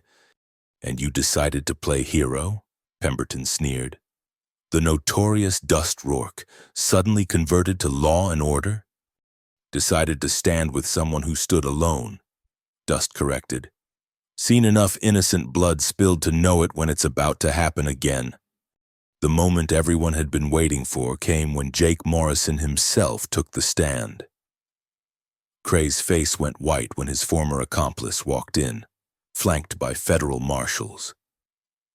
Jake looked smaller than Miriam remembered, diminished by months of hiding and the weight of his conscience. His testimony was devastating. He laid out the entire operation, the forgeries, the intimidation, the murders. He produced documents he'd kept as insurance, including written orders from Cray for Thomas Ward's elimination. Weren't supposed to kill him, Jake said, not meeting anyone's eyes. Just scare him off. But Cray said he knew too much, said it had to look natural, gave me the poison himself, told me how to slip it into Ward's whiskey at the saloon. The courtroom erupted. Judge Thornbury hammered for order while Miriam sat frozen, the final details of Thomas's murder laid bare. Dust's hand found hers, grounding her as the world spun. When order was restored, Pemberton made one last desperate attempt. This man is a known criminal, a forger and thief. Why should we believe anything he says? Because I got nothing left to lose, Jake replied simply. Already going to prison for what I'd done. Might as well go with a clean conscience. The final day of testimony brought a parade of townspeople, each adding their piece to the mosaic of corruption and fear. Mrs. Henderson wept as she described watching Miriam's isolation, wanting to help but too frightened to act. Samuel Briggs admitted to denying her water on Cray's orders, shame etched deep in every line of his weathered face. By the time closing arguments came, the case was beyond doubt. Fitzgerald spoke of justice delayed but not denied, of a community's redemption through truth. Pemberton made a game effort, but even he seemed to know it was hopeless. Judge Thornbury retired to consider his verdict. The town held its breath, waiting in the church and spilling out onto the street. Miriam sat with dust in the shade of a cottonwood, unable to eat or rest. Whatever happens, she said, "Thank you. for believing me, for standing with me. Thank you, he replied, for giving me something worth standing for. The judge returned in less than an hour. The courtroom filled quickly, tension thick as summer dust. Cray stood to hear his fate, still trying to project authority despite his chains. Amos Cray, Judge Thornberry intoned, this court finds you guilty of conspiracy, fraud, and murder in the first degree. You perverted the very institution of law to serve your greed, and in doing so, you betrayed the trust of an entire community. The litany continued, guilty verdict after guilty verdict for Cray and his conspirators.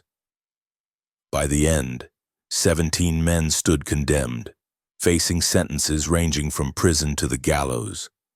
Furthermore, the judge continued, this court orders full restitution to all victims of the land fraud.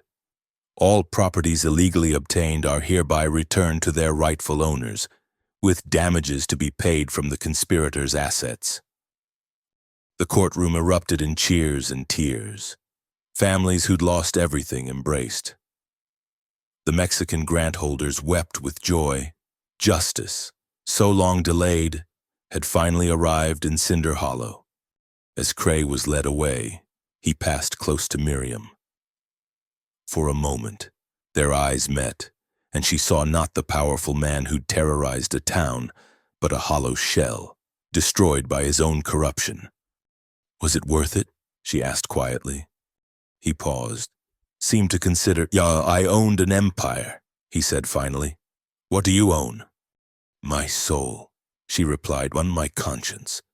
The knowledge that Thomas's death wasn't in vain. He had no answer to that, and the marshals led him away to begin his journey to the gallows. Outside, Cinder Hollow celebrated like it hadn't in years. Music spilled from the saloon. Families reunited. Old feuds were set aside in the face of shared redemption. Miriam found herself at the center of it all, embraced by people who'd shunned her, thanked by families she'd helped save. But as the sun set, she slipped away from the celebration, needing quiet to process all that had happened. She found Dust at her cabin, sitting on the porch steps, watching the desert turn gold in the dying light. It's over, she said, sinking down beside him. The trial's over, he corrected. Rest is just beginning. She knew what he meant. The town would have to rebuild, not just structures, but trust. She would have to learn to live without the armor of righteous anger that had sustained her.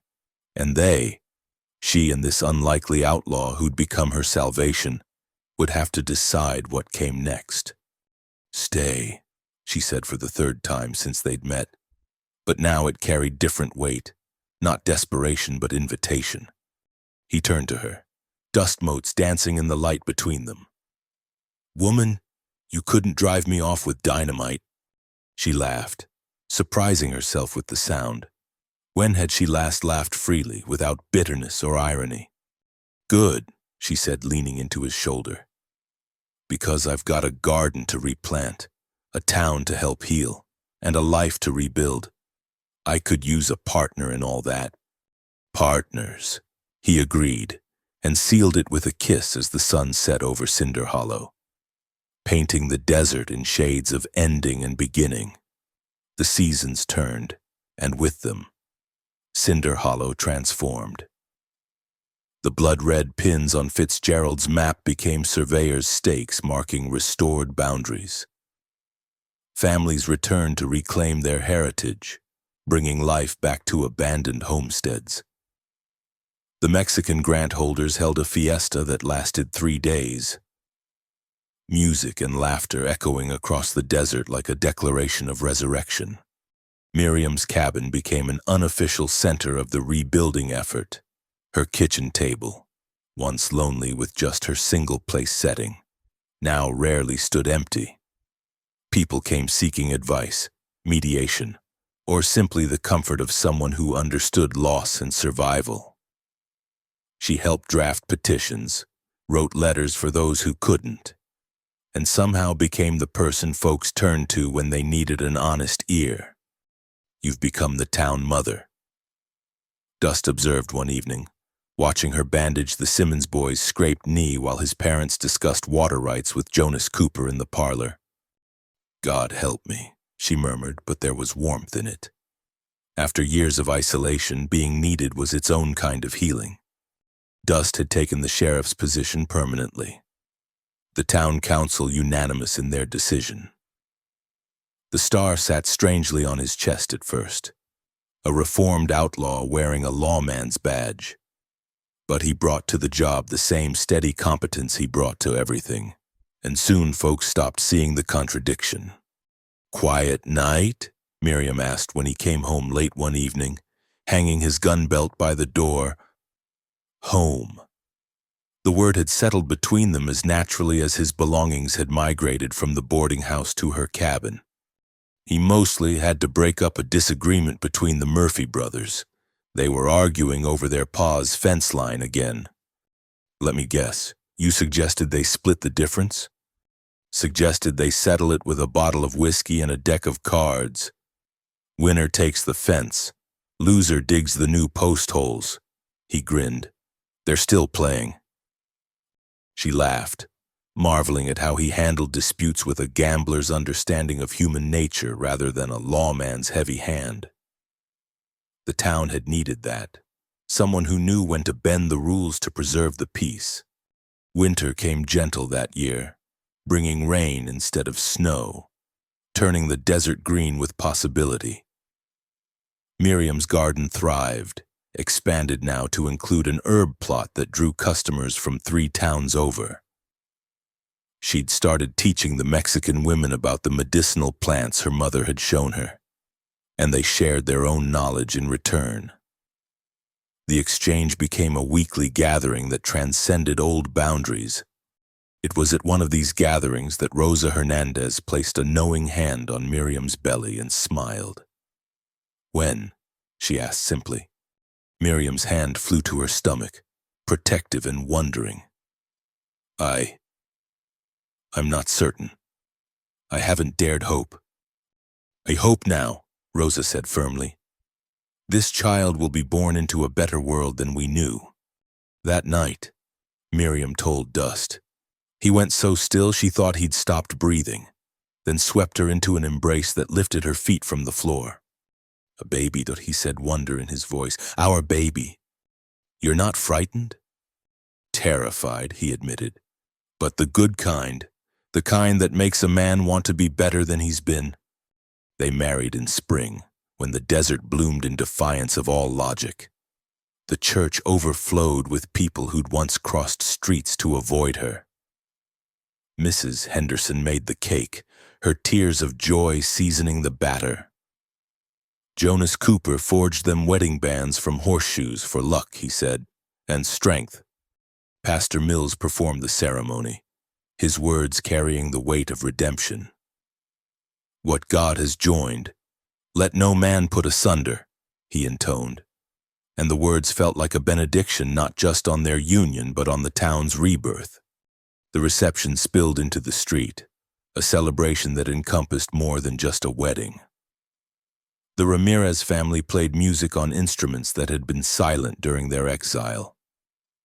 Children who'd been born elsewhere danced on the soil their parents had fought to reclaim.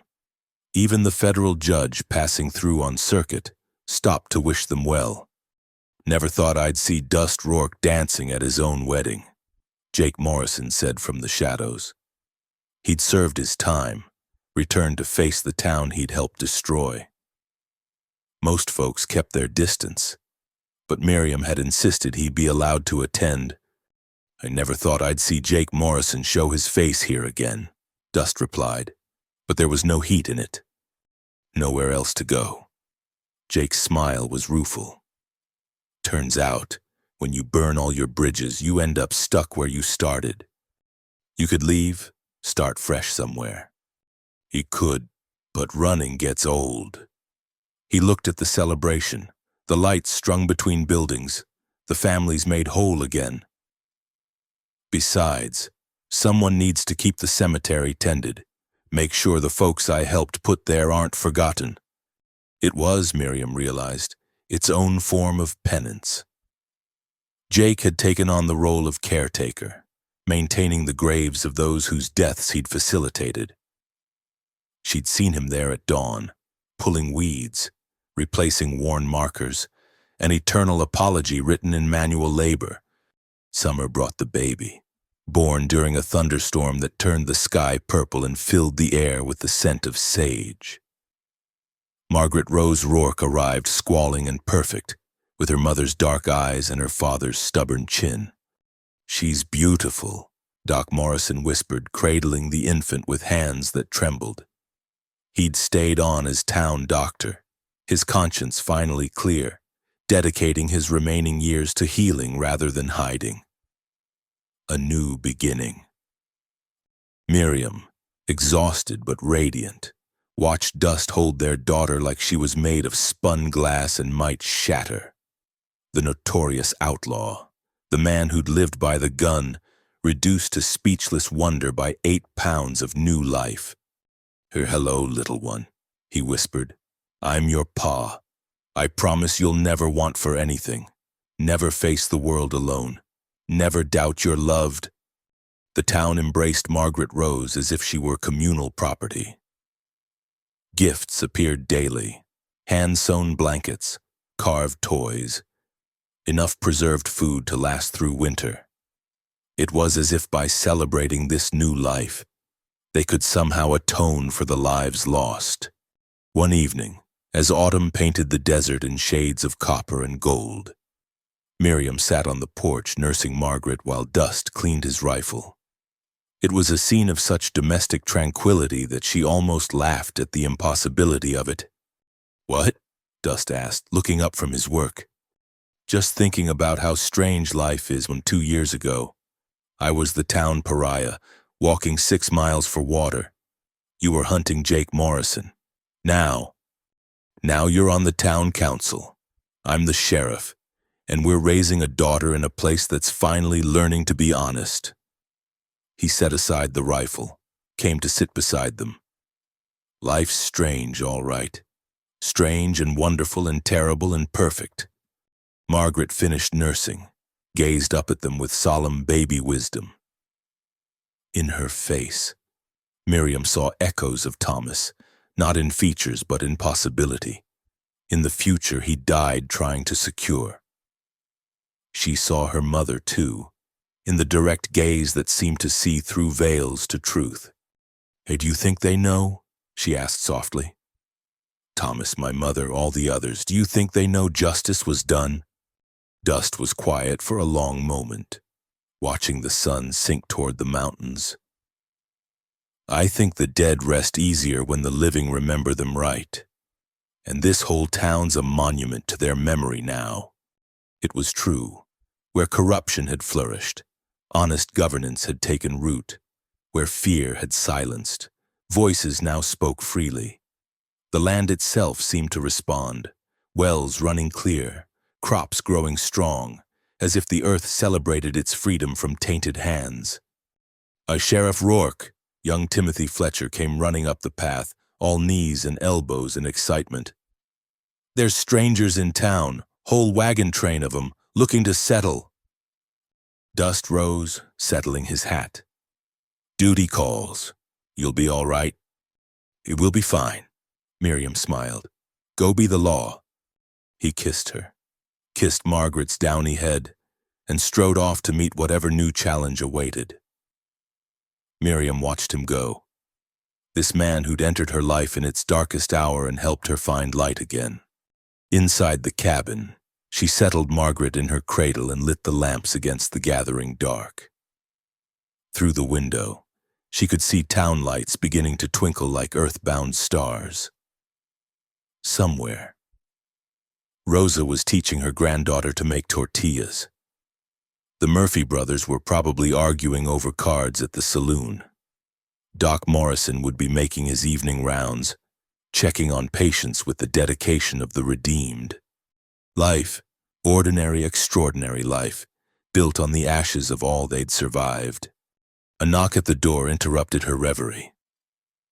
She opened it to find a young woman, travel-worn and nervous, clutching a worn carpet bag.